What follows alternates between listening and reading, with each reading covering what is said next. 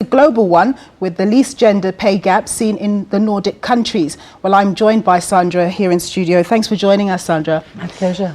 Now, to what extent do women's responsibilities as mothers and carers influence their pay over time?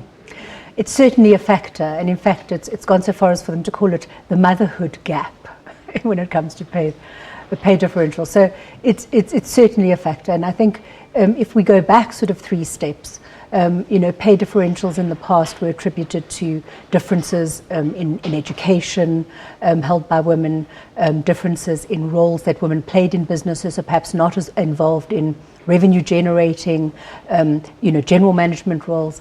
And of course, as women have now broken through those curtains and, education has increased and we're now kind of operating, now we're still working with the motherhood pay gap. And then, of course, I think an unexplained pay gap, really, which we can only attribute to some level of discrimination. But now, somebody like Christine Lagarde, for example, would she be paid as much as her predecessor? I couldn't say for sure.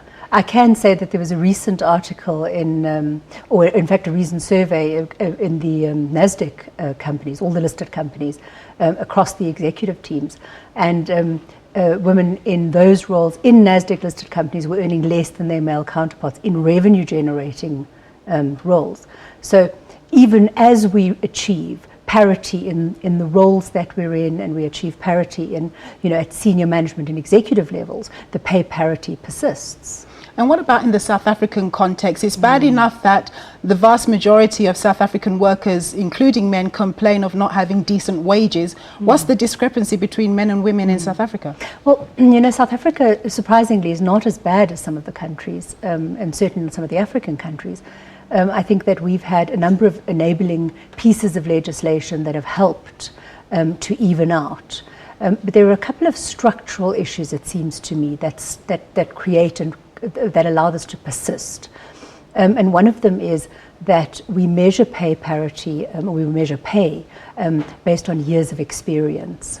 And multiple studies show that as women take time out to have children, of course their years of experience diminish against their male counterparts. So while graduates start out with pay parity, men and women, they start to lose it around their late 20s and into their 30s, and it increases with every child they have. So that's the motherhood gap.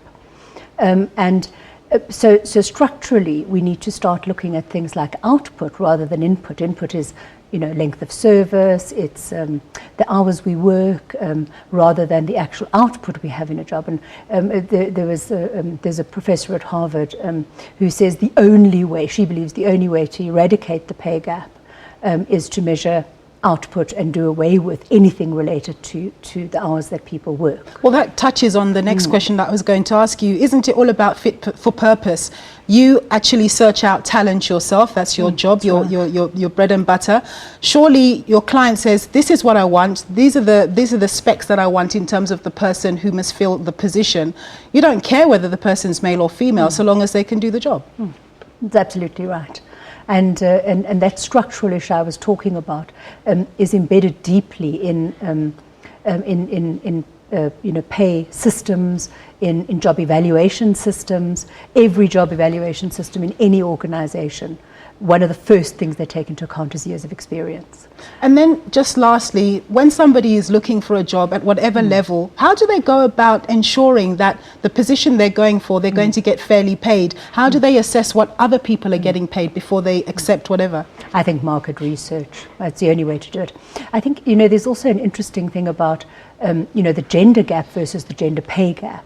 And, I think I just want to stress that women have made huge strides when in narrowing the gender gap in terms of economic participation, political participation, in education, in healthcare. We've seen that gap narrow considerably. So if you look at the World Economic Forum stats, I think we've come, we've narrowed that gap from sort of 40 to about 20%.